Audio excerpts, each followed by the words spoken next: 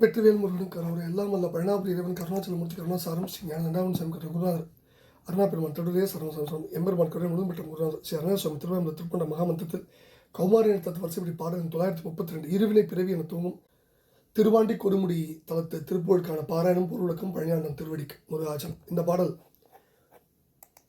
முருகா, நிலையற்ற பிறவி கடலிலிருந்து கரையேற்றி நிலைத்த என்றும் நிலைத்ததான உன்னுடைய திருவடி பேற்றை அடியேனுக்கு தந்து அருள் புரிய வேண்டும் என்று வேண்டிக் கொள்கிற பாடல். கதி பெற பாடப்பெற்ற பாடல்.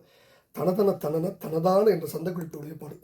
இருவினை பிறவி கடல் மூழ்கி இடர்கள் பட்டு அலைய போதாது திருவருள் கருணை பிரவையாலே திறமென கதியை பெறுவேணும். அயற்கு அரிதற்கு அறியானே, அடியவர்க்கு இடி அற்புதனேயா, அடியவர்க்கு எளி அற்புதனேயா, குரு என சிவனுக்கு அருள்போதா கொடுமுடி குமர பெருமாளே. இருவினை பிறவி கடல் மூழ்கி இடர்கள் பட்டு அலைய புகுதாதே திருவருள் கருணை பிரபையாலே திறம் என கதியை பெறுவேனோ அப்படின்னு முதல் பகுதியை வைக்கிறார். அதாவது இருவினை, நல்வினை தீவினை என்ற இரண்டு வினை காரணமாக தோன்றும் பிறவி என்கின்ற கடல்ல மூழ்கி வேதனைகள் அவஸ்தைப்பட்டு அலைமாறு புகுந்து விடாமல் உன்னுடைய திருவருளாம் கருணை ஒளியாலே ஸ்திரமான வகையில் நிலையான வகையில் நான் நல்ல கதியை பெற்று உய்வேனோ. முதல் பகுதி. இரண்டாவது பகுதி. அரிதற்கு அறியானே, அடியவர்க்கு எளி அற்புதனையா, குரு என சிவனுக்கு அருள்போதா கொடுமுடி குமர பெருமாடு. அடியார்களுக்கு, அதாவது திருமாலும் பிரம்மனும் அரிதற்கு அறியவனை, அடியார்களுக்கு எளியவனாக கிடைக்கும் அற்புத நண்பனை, குருமூர்த்தியாய் சிவபெருமானுக்கு அருளிய ஞானாச்சரியனே, கொடுமுடி என்னும் திருத்தலத்தில் வீட்டிலிருந்து அருள்பாலிக்கும் குமரப்பெருமாளே, கதியை பெறுவேனோ அப்படின்னு வேண்டிக்கிற பாடல். இப்போ அரிதற்கு அறியானே, இது நம்ம தெரிஞ்சதுதான். அரியும் நற்பிரமனும் அளவிட அறியவரும் சம்பந்தம். அடியவர்க்கு எளிய அற்புதனையா, அடியவர்க்கு எளி அற்புதனையா, அதாவது அன்பு செய்வார் அவர்க்கு எளியவரும்பர் சம்பந்தர். குருவென சிவனுக்கு அருள்போது, சிவகுரு ஏற்கனவே பல பாடலை முடிச்சிருக்கோம். ஸ்திரம் என கதியை பெறுவேணும் அப்படின்னு வேண்டிக்கிற பாடல். இப்போ இருவினை பிறவி கடல் மூழ்கி இடர்கள் பட்டு அலைய போதாது. நல்வினை தீவினை ரெண்டு காரணமாக தான் உயிர்களுக்கு பிறவி வருது. வினைகள் பிறவிகள் தோறும் தொடர்றதுனால பிறவியும் தொடருது. பிறவியை பெருங்கடல்னார் வள்ளுவர்.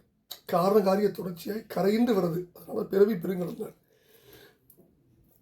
பரிமையாளர் அதை இன்னும் விரிக்கிறார். என்ன சொல்றாரு? காரண காரிய தொடர்ச்சிங்கிறது வித்தால் முளையும், முளையினால் வித்தும் அப்படின்னு தொண்டு தொட்டு வருவது போல.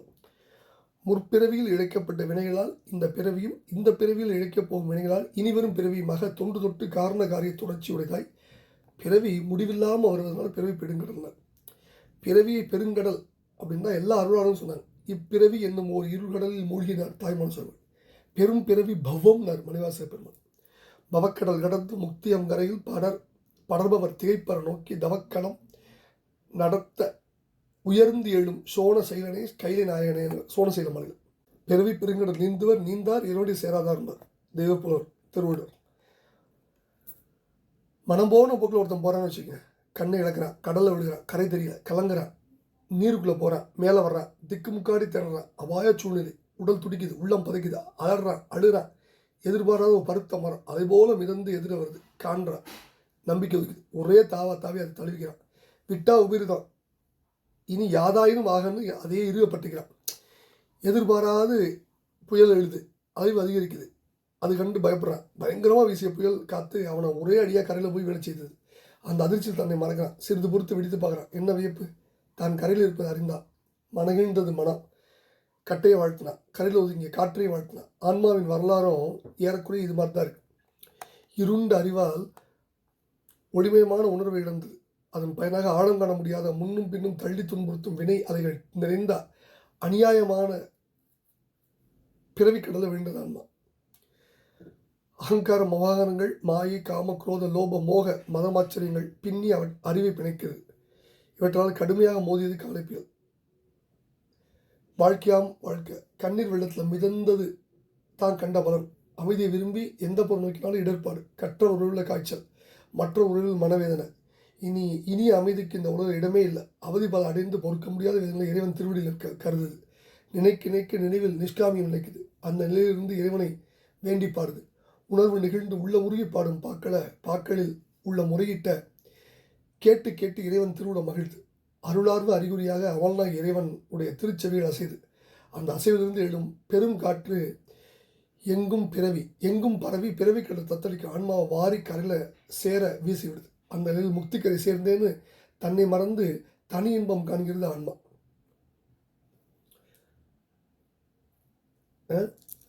இந்த நிகழ்ச்சியைத்தான் நாம் உணர்ந்து கொள்ளணும். இதைத்தான் தனியனேன் பெரும் பிறவி பவ்வத்து எவ்வ தடந்திரையால் எற்றுண்டு பற்று ஒன்று இன்றி கனியை நேர் துவர்வாயார் என்னும் காலால் கலக்குண்டு காமவான் சுரவின் வாய்ப்பட்டு இனி என்னே உய்யும் ஆறு என்று என்று எண்ணி அஞ்சலித்தின் புனைவிடுத்து கிடைக்கின்றேனே முனைவனே முதல் அந்தம் இல்லா மல்லல் கரைகாட்டி ஆட்கொண்டாய் மூர்க்கனேற்கிங்கிறார் திருவாசகத்தில். நீச்சரியாத ஆங்கு ஓய் மலைப்பிறவி ஆறுகளிக்கு ஓர் வார்களமாம் ஈங்கோய் மலைவாழ் இளஞ்சியமேனு திருவருப்பால் சொல்றார். இதுக்கு நிறைய சொல்லிட்டே போகலாம். அடுத்தது திருவருட்கருணை பிரபையாலே திறம் என கதியை பெறுகிறோம். இறைவன் திருவருட்கருணை இருந்தால் பிறவிக்கடலிருந்து முக்தி கடல் ஏறலாம். திறம்னா நிலை, ஸ்திரம், உறுதியான.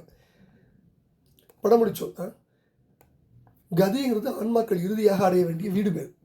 அப்படின்னாலும் அதை அடைவதற்கு உரிய நெறியையும் குறிக்கும் அப்படிங்கிறத நம்ம உணர்ந்து வரணும். வீடு பெற்று அடைவதற்குரிய நெறி இதுன்னு அறியாமல் அஞ்ஞானத்தில் உலர்கின்ற ஆன்மாக்களுக்கு நெறி அறிவிப்பது இறைவன் திருவள்ளுவர். இறைவன் தான் மானுட சட்டை தாங்கி குருநாதனா வந்து உயிரின் பக்குவ நிலைக்கு ஏற்ப நெறிய உணர்த்தி அருளும். கதி இன்னதுன்னு அறியாமல் வினைவசத்தால் விளைந்த துன்பங்களை தான் விதின்னு நொந்து கொண்டு இருப்பது தான் உயிரோட இயல்பு. கதிதனை ஒன்றையும் காண்கின்றேன் கந்தவேல் முருகா நதிதனை அன்ன பொய்வாழ்வில் அன்பாய் நரம்பால் பொதிதனையும் கொண்டு திண்டாடுமாறு என்னை போதவிட்ட விதிதனை நொந்து இங்கே என்ற மனம் வேகின்றதேன்னார் அருணகிரி பெருமான். அவரே புலம்போது நாம் என்ன பண்ண முடியும்? அவர் காட்டிய வழி நின்று தான் ஒழுகணும். கதி அருள்பவனும் விதியை விதிப்பவனும் விதியை மாற்றுபவனும் குருவாய் எழுந்தருள் புரிகின்ற முருகப்பெருமான் தான். கருவாய் உயிராய் கதியாய் விதியாய் குருவாய் வருவாய் அருள்வாய் கோவனார் அப்படின்னா அரியற்கு அறிதற்கு அறியான். திருமாலும் பிரம்மாவும் அறிவதற்கு அறிவராக உள்ளவர் சிவபெருமான். 5 மூச்சமும் 6 மூச்சமும் வேறல்ல என்பதால் முருகப்பெருமானையும் திருமால் பிரம்மனால் அறிய முடியாதவர்ங்கிறார். இதனுடைய உட்பொருள்லாம் படிச்சிருக்கோம் நம்ம. எதனால் அவரை சிவபெருமான் அறிய முடியாத வைக்கிறார், முருகப்பெருமானும் என்னால் அறிய முடியாத வைக்கிறாரும் படிச்சிருக்கோம். அடியவருக்கு எளிய அற்புதனைய அடியவருக்கு எளிவந்தவன் இறைவன் பல இடங்கள் சொல்றார். தேவாரத்தில் இருக்கு. பெண்ணோர் கூறினர் பெருமையர் சிறுமறி கையினர் மெய்யார்ந்த அண்ணல் அன்பு செய்வார் அவருக்கு எளியவர் அரியவர் அல்லார்க்கு விண்ணில் ஆர்பொழும் மல்கிய மலர்விரி விற்குடி வீரட்டம் எண்ணிலாவிய சிந்தையினார் தமக்கு இடர்கள் வந்து அடையாவேங்கிற.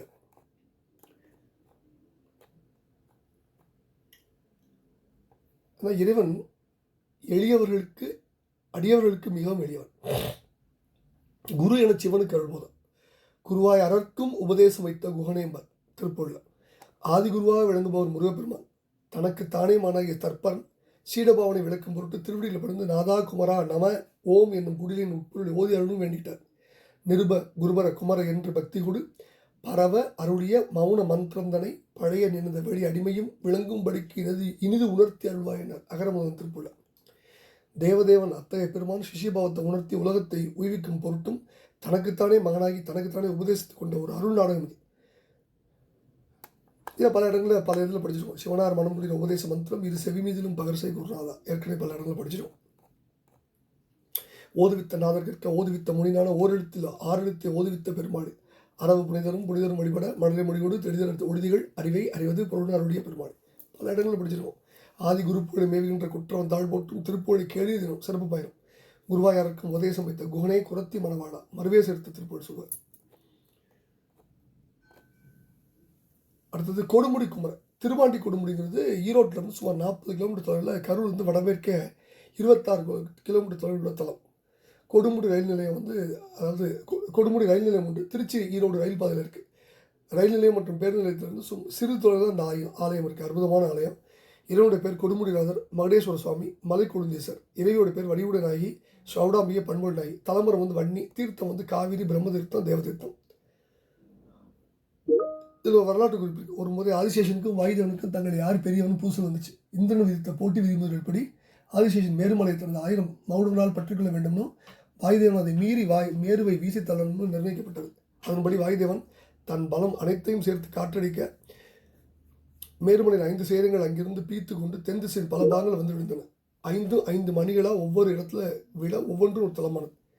சிவப்பு மணி விழுந்த இடம் திருவண்ணாமலை, மாணிக்க விழுந்த இடம் ரத்னகிரி, அதன் திருவாட்டூக்கி, மரகதமணி விழுந்த இடம் ஈங்கோய் மலை, நீலமணி விழுந்த இடம் பொதியமலை, வைர விழுந்த இடம் கொடுமுடி. மேருவிலிருந்து பிந்து வந்தவற்றில் மற்ற 4ம் இன்றைக்கும் மலையில் காட்சி தர, வைரமணி மட்டும் சுயம்புல இம்மமாக காட்சி தருவது கொடுமுடி தலத்துடைய சிறப்பு. மேருவின் மகுடத்தில் தோன்றியவர் என்பதால் மகுடேஸ்வரர்னு பேர் சுவாமிக்கு. தமிழில் கொடுமுடி தான் இந்த தலைவத்துடைய தலத்து இறைவனுக்கு திருநாமம்.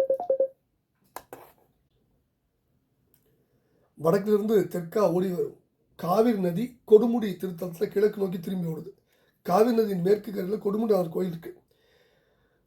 குட்டையான சிவலிங்கத்தின் ஆவடையார் சதுரவடியில் இருக்கு. பானத்தின் மீது விரல் தடயங்களை பார்க்கலாம். அகத்தியரை தலை இறைவனை பூஜை செய்த போது ஏற்பட்ட விரல் தடயங்கள் என்பது ஐதீகம்.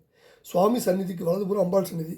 இது போன்ற அமைப்புள்ள தலங்கள் கல்யாண தலங்கள்னு பெயர். இறைவி வடிவநாயுடைய சந்நிதியின் பின்புறம் மேற்கில் 2000 ஆண்டுகள் பழமையான வன்னி மரத்தடியில் 3 முகம் கொண்ட பிரம்மாவின் சந்நிதி இருக்குது. இந்த வன்னி மரத்தின் ஒரு பகுதியில் முட்களும் மற்றொரு பகுதி முட்கள் இல்லாமல் இருக்குது. ஆண்மரமாக கருதப்படும் இந்த வன்னி மரம் பூக்காது, காய்க்காது. அதுதான் சிறப்பு. இந்த மரத்தின் இலையை தண்ணீரில் போட்டால் எவ்வளோ நாட்களாலும் தண்ணீர் கிடையாது.